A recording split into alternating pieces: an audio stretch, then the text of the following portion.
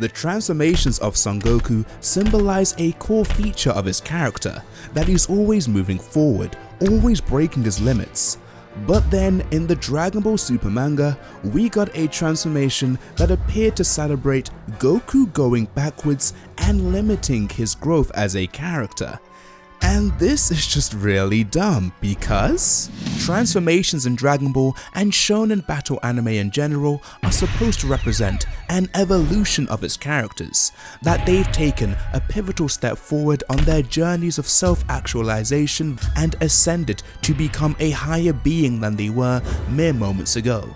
These cathartic culminations of the shonen power fantasy tend to go down as the most iconic moments of their respective series, with Dragon Ball being the poster child for this, arguably having not one, but two of the most iconic transformations in the history of the medium: the gold and silver head ascensions of Son Goku, Super Saiyan and Ultra Instinct. The latter of which symbolizing Goku's martial arts mastery reaching, if not surpassing, that of the gods themselves, gaining praise and admiration from the most powerful beings in the multiverse. But herein lies the issue. Where do you take Goku from there? With a series like Dragon Ball, which is all about surpassing one's limits, where do you take a man whose fists can touch the face of God? Well, here's what you don't do. You don't blatantly regress and misrepresent the core of his character, seemingly retcon the progress he made in the previous arcs, miss the entire point of what transformations are supposed to represent in Dragon Ball, insult the intelligence of the reader with egregiously terrible writing, all for it to amount to nothing anyway. Which unfortunately is what describes Goku's true Ultra Instinct transformation, one of the dumbest and definitely the most pointless transformation in Dragon Ball history. Introduced in the Granola arc, true Ultra Instinct came about as a way for Goku to use Ultra Instinct while utilizing the power of his emotions, because he couldn't keep his heart calm enough to use the power of the silver head mastered Ultra Instinct form optimally. This all sounds fine until you remember that this flies in the face of Goku as a character and the established law of Ultra Instinct itself, as Goku already knew the value of keeping his heart calm in order to improve as a fighter. It's what Kami and Popo taught him as a child. In the Cell Saga, he combined the martial arts wisdom he learnt on Earth with the wild Super Saiyan transformation in order to tame and perfect it. Even when entering the realm of the gods, Goku kept this philosophy, as Toriyama himself described what the Super Saiyan Blue form represented. By overcoming a certain limit, he, Goku, has become both strong and tranquil, able to keep his composure in a fight. What makes the existence of true Ultra Instinct even more ridiculous is that during the Tournament of Power, while tapping into Ultra Instinct for the first time, Goku had no issue keeping his heart calm with the existence of his entire universe at stake. During the Moro arc, Goku had no issue keeping calm when facing off against the literal space devil who had killed billions and was the reason why Meris sacrificed himself. Meris being Goku's Ultra Instinct teacher, who he had spent months bonding with leading up to the final battle. But now in the Granola arc, Goku can't keep his heart calm when fighting against the Heater gang? Who are what, some space fucks? The stakes of this arc are so low. I'm not saying the Heaters weren't evil, but all these Bojack gang rejects did was beat up a guy who Goku knew for 20 minutes, and said guy used most of that 20 minutes to try and kill Goku.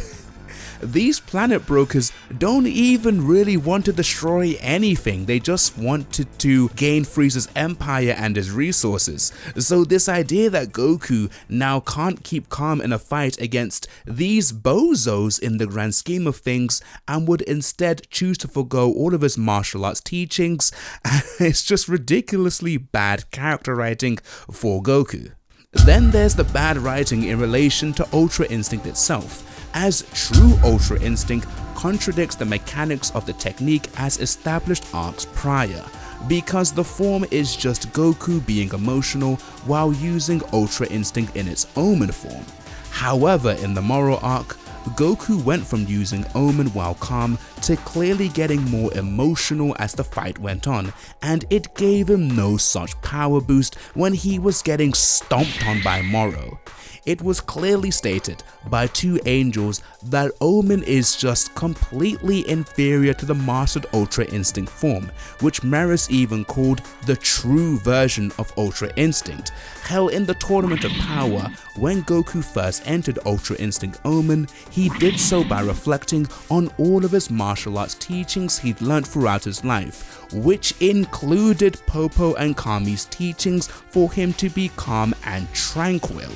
So for Toyotaro to try and tell us now that this Ultra Instinct Omen with wild emotions is the true Ultra Instinct or the true Ultra Instinct for Goku is so dumb that it feels like an insult. But what really gets me is the way true Ultra Instinct was framed. Despite making no sense at all, it wasn't framed as Goku taking a misstep in his path to truly mastering Ultra Instinct, you know, like how Future Trunks is, he had that useless and slow Super Saiyan grade 3 Ultra Super Saiyan form that wasn't the way to master Super Saiyan. Instead, true Ultra Instinct was framed as being this badass next step for Goku because his dad taught him that fighting to win is all that matters, not fighting to improve oneself, you know, Goku's entire martial arts mantra that he had all throughout the original manga from when he was a child training on the Roshi, and was in fact reinforced in the Tournament of Power so Goku could access Ultra Instinct in the first place. Instead, no, we get this absolutely nothing form that at the very least actually acts as the perfect illustration of the amount of fake progress Goku has made all throughout Dragon Ball Super, because God forbid he'd surpass Beerus and the series just ends. True Ultra Instinct didn't even address the ways he needed to grow as established at the beginning of the Granola arc, where Whis told him that as long as he keeps his heart calm, he would be able to use Ultra Instinct even in his base form and would have no stamina drawbacks. Instead, true Ultra Instinct was all about not keeping calm, still drained his stamina, and was still a transformation. Why is it like this, you ask? Well, it's because all of a sudden, Toyotaro tried to retcon the training sessions Goku and Whis had. He tries to make it so Whis apparently always thought it was pointless for Goku to try and stay calm in battle because he's a Saiyan and not an angel. And that all this time Whis was actually telling Goku to find his own style of Ultra Instinct, which is just not really what happened at all. Toyotaro had Goku go down a path of existential questioning about who he really was and try to tie that into true Ultra Instinct, with Goku finding out more about his Saiyan origins and Saiyan pride, because for some reason the ever tenacious Son Goku started to doubt his own strength for some reason, and to that I say, if you want to see a well-written transformation that relates to Goku coming to terms with his Saiyan origins, may I direct you to the very first Super Saiyan transformation. But being a botched attempt to rip off the Super Saiyan transformation is actually very on brand for true Ultra Instinct, since it doesn't have any kind of identity to call its own. It just looks like manga Ultra Instinct Omen, which means it looks quite boring. The way he fought wasn't unique, it was Goku fighting like he always does. There's one page where Goku fired a mouth blast, which was kind of fun, but then you realize this is just ripping off,